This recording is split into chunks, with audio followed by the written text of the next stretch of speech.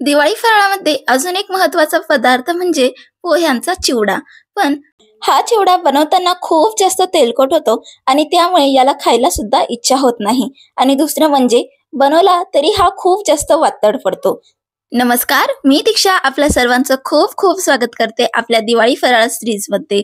तर आज मी आपल्यासोबत कुरकुरीत आणि कमी तेलकट असा चिवड्याची रेसिपी शेअर करत आहे.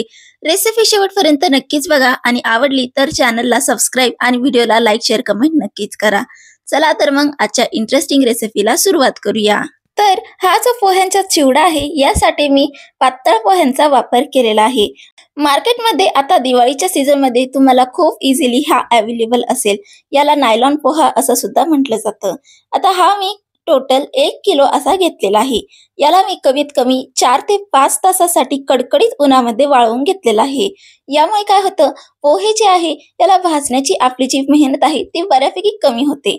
आणि यामुळे काय होतं, आपले जे पोहे आहे ना ते मस्त कुरकुरी सुद्धा होतात. पोहे छान उन्हात वाळून झाले की लगेचच मी यांना चाळणीने चाळून घेतलं, कारण की यामध्ये खूप जास्त प्रमाणात डस्ट असते ती सुद्धा निघून जाईल. आता पोहे तर झाले. आता या चिवड्यासाठी लागणारं साहित्य सुद्धा बघून घेऊया.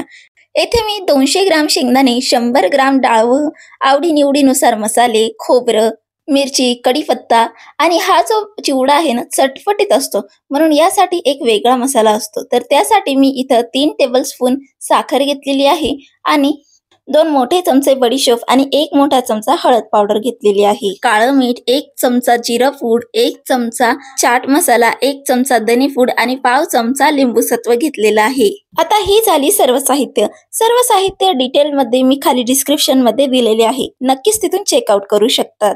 चला तर मग आता मस्तपैकी चिवडा बनवून घेऊया. तर आपण कितीही उन्हामध्ये चिवडा वाळवून घेतला तरी त्यामध्ये हलकासा आपल्याला भाजूनच घ्यावा लागतो.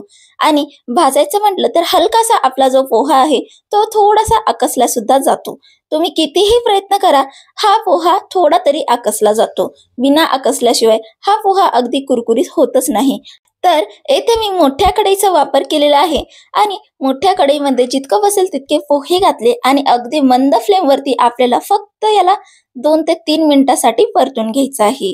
यामुळे काय होईल, आपले जे पोहे आहे ते खाताना वातड होणार नाही, कुरकुरीत लागतील आणि दुसरं महत्वाचं म्हणजे याची शेल्फ लाईफ सुद्धा खूप जास्त वाढेल. म्हणून याला कमीत कमी 2 मिनिटासाठी आपल्याला छानसं भाजून घ्यायचं आहे. तर इथे मी 2 चमच्यांच्या साहाय्याने याला छानसं असं खालीवर करून भाजून घेत आहे. अशाच पद्धतीने मी सर्व पोहे इथे छान भाजून घेतलेले आहे आणि आता याला थंड होऊ देऊया.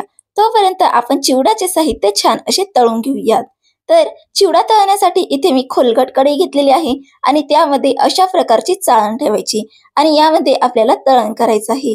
यामुळे काय झालं, आपले जे तळणाचे पदार्थ आहे ते आपल्याला पटकन काढता येतात आणि करपत सुद्धा नाही. आणि दुसरं महत्वाचं म्हणजे यामध्ये जास्त तेल सुद्धा राहत नाही. तर सर्वात आधी मी इथं 100 ग्राम डाळ घेतलं आहे. याला आपण अगदी 1 मिनिटासाठी मंद फ्लेम वरती असं खरपूस असं तळून घेऊया. तळून घेतल्यामुळे काय होतं, हे हलकेशी कुरकुरीत होते. खूप जास्त अजिबात तळू नका, नाहीतर हे डाळवं कडक होईल, कारण की हे ऑलरेडी भाजलेलं असतं. आता 1 मिनिटानंतर डाळवं भाजून झालं की काढून घेऊया आणि परत एकदा याच चाळणीमध्ये आपण काजू आणि बदाम तळून घेऊया. तर बेसिकली बघायला गेलं तर काजूपेक्षा बदाम तळायला थोडा जास्त वेळ लागतो. म्हणून सर्वात आधी मी इथं 30 सेकंदासाठी बदाम तळून घेतले. त्यानंतर यामध्ये मी काजू घातलेले आहे. आता हे जे काही काजू बदाम आहे ना, कम्प्लिटली ऑप्शनल तर आहेच. जर घालायचेच असले तर तुम्ही त्यांची क्वांटिटी तुमच्या अकॉर्डिंग कमी अधिक सुद्धा करू शकतात. आता हे दोन्ही चिन्हाचं आपल्याला हलकेसे गोल्डन ब्राऊन होईपर्यंत तळून घ्यायचे आहे. हे खूप मस्त कुरकुरीत होतात आणि चिवड्यामध्ये खूप छान लागतात.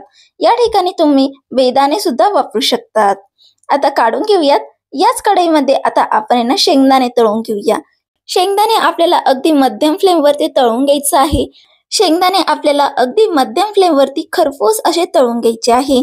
घाई अजिबात करू नका, कारण की खूप जास्त घाई जर केली तर शेंगदाणे व्यवस्थित तळले जाणार नाही आणि चिवड्यामध्ये ते कच्चे राहिले तर खायला सुद्धा चांगले वाटणार नाही. म्हणून कमीत कमी 7-8 मिनिटांमध्ये हे छानसे असे खरपूस भाजले जातात. बघू शकतात यांची साल सुद्धा तडकली आहे आणि रंग सुद्धा डार्क झालेला आहे. काढून घेऊया. आता त्याच कढईमध्ये आपण इथं कढीपत्ता तळून घेऊया. कढीपत्ता इथे तुम्ही तुमच्या अकॉर्डिंग कमी करू शकतात किंवा अधिकही करू शकतात, पण शक्य असेल तर जास्तच कढीपत्ता घाला. कढीपत्ता आपल्याला कुरकुरीत होईपर्यंत तळून घ्यायचे आणि लगेचच काढून घेऊयात। त्यानंतर आपल्याला यामध्ये खोबरं घालायचंय। खोबरं सुद्धा इथे आपल्याला छान असं गोल्डन ब्राऊन होईपर्यंत तळून घ्यायचंय। काही अशा प्रकारे लगेच काढून घेऊयात। तर येथे चिवड्यासाठी लागणारे प्रत्येक साहित्य आपण तळून घेतलेलं आहे। आता यासाठी आपण एक चटपटीत मसाला तयार करून घेऊया। तर मसाल्यासाठी मी इथं 3 टेबलस्पून साखर आणि जे काही मसाले मी सुरुवातीला तुम्हाला सांगितले ते ऍड करून जमेल तितकं फाईन याला दळून घ्यायचं आहे। आता यामध्ये मी मीठ विसरले होते म्हणून यामध्ये मी आता चवीनुसार मीठ घालणार आहे आणि परत एकदा आपण याला मिक्सरला दळून घेऊयात। काही अशा प्रकारे फाईन पावडर आपण तयार करून घेऊयात आणि तयार झाला आहे आपला मस्त चटपटीत असा चिवडा मसाला। हा मसाल्यामुळे आपला जो पोह्यांचा चिवडा आहे ना तो खूपच टेस्टी बनतो। येथे पोहे सुद्धा छान असे गार झालेले आहे। यामध्ये आता आपण जे काही तळलेले पदार्थ होते ते सर्व यामध्ये ऍड करूया। यामध्ये जर थोडंफार तेल उरलेलं असेल तर अजिबात काळजी करू नका, हे तेल छान पोह्यामध्ये ऍब्झॉर्ब होईल आणि कमी तेलकट आपला चिवडा होईल। आता दुसऱ्या पॅन मध्ये मी थोडंसं तेल घेत आहे। कमीत कमी इथं मी 70 ते 80 ml तेल घेतलं आहे। जे तळणीचं तेल उरलं होतं त्याच तेलामधून मी तेल घेतलेलं आहे। आता तुम्ही ऑब्झर्व केलं असेल मी इथे मिरची तळलेली नव्हती म्हणून या स्टेजवरती आपण मिरची तळून घेऊया। आता काय होतं माहिती का, जास्त तेलामध्ये जर मिरची तळली असती तर मिरचीचा सगळा फ्लेवर तेलामध्ये उतरला असता आणि ते तेल बाकीच्या कामात आलं नसतं। म्हणून थोड्याशा वेगळ्या बॅचमध्ये मी मिरची खरपूस अशी भाजून घेतलेली आहे।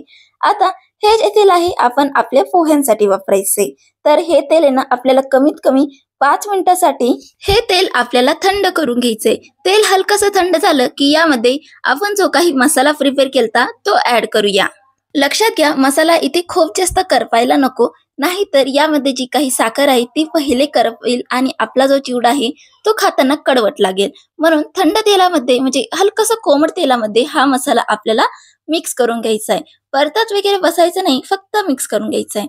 बघू शकतात मी इथं अजिबात जास्त प्रमाणात तेल वापरलेलं नाहीये, पण आपल्याला पुढे एकच प्रोसेस करायची, याला मिक्स करताना खूप व्यवस्थित मिक्स करायचे। आता मसाला व्यवस्थित मिक्स झालेला आहे, लगेचच याला आपण पोह्यावरती टाकून देऊया। आता सर्वात महत्वाचं टिप, यामध्ये आपण जास्त प्रमाणात तेल वापरलेला नाही, त्यामुळे या स्टेजवर आपल्याला जो काही चिवडा आहे तो व्यवस्थित असा मिक्स करायचा। नाहीतर मसाल्यांच्या गाठी जर राहिल्या तर त्या दाताखाली येताना बिलकुल चांगला लागणार नाही आणि संपूर्ण चिवडाच खराब होऊन जाईल। म्हणून आपल्याला मसाला व्यवस्थित असा मिक्स करून घ्यायचा आहे। आता हा जो मसाला आहे ना आपण कमी तेलामध्ये परतवलेला आहे, म्हणून कमी तेलकट तर होईलच, पण यामध्ये गाठी राहतील याच्या खूप शक्यता असतात। म्हणून व्यवस्थित असं मिक्स करून घ्या। फक्त एवढंच लक्षात घ्या, यामुळे काय होईल चिवड्यामध्ये कमी तेल तर जाईलच, सोबतच अगदी मस्त चटपटीत चवीचा आपला चिवडा इथे तयार होईल। आता मसाला ऍड केल्यानंतर यामध्ये मसाल्यांच्या गाठी आहेत त्या आपल्याला फोडून फोडून मिक्स करायचं आहे। तुम्हाला जर असं करायचं नसेल ना तर तुम्ही अजून एकदा यामध्ये अर्धा कप तेल वाढून घालू शकतात हलकसं गरम करून। त्यामुळे काय होईल पोह्यांचा चिवडा खूप तेलकट होईल, म्हणून इथं मी कमीत कमी तेलामध्ये हा चिवडा बनवून घेतलेला आहे। व्यवस्थित मिक्स करून झालाय आणि बघू शकतात किती मस्त असा आपला चिवडा तयार झालेला आहे। याला स्टोअर करण्याआधी थोडा वेळ त्याला असंच ठेवा आणि थंड झालं कम्प्लिटली की लगेचच हवाबंद डब्यामध्ये याला स्टोअर करून ठेवा। तर बघू शकतात मस्त असा आपला चिवडा तयार झालेला आहे। खूप मस्त कुरकुरीत सुद्धा आहे, कलर सुद्धा आलेला आहे आणि महत्वाचं म्हणजे बघू शकतात किती कुरकुरीत आहे आणि दुसरं महत्वाचं म्हणजे अजिबात तेलकट सुद्धा झालेलं नाही। बघू शकतात हाताला अजिबात तेल नाही। तर या दिवाळीला ही रेसिपी नक्कीच ट्राय करा। रेसिपी कशी वाटली मला कमेंटमध्ये नक्की सांगा, काही चुकलं असेल तर ते सुद्धा मला कमेंटमध्ये नक्की सांगू शकता। चला तर मग पुन्हा एकदा भेटूया अशाच नवीन इंटरेस्टिंग रेसिपीसह। तोपर्यंत चॅनलला सबस्क्राईब करा। व्हिडिओ आवडला असेल तर व्हिडिओला लाईक शेअर कमेंट करायला विसरू नका। पुन्हा भेटूया मंडळी, तोपर्यंत दिवाळीच्या खूप खूप शुभेच्छा।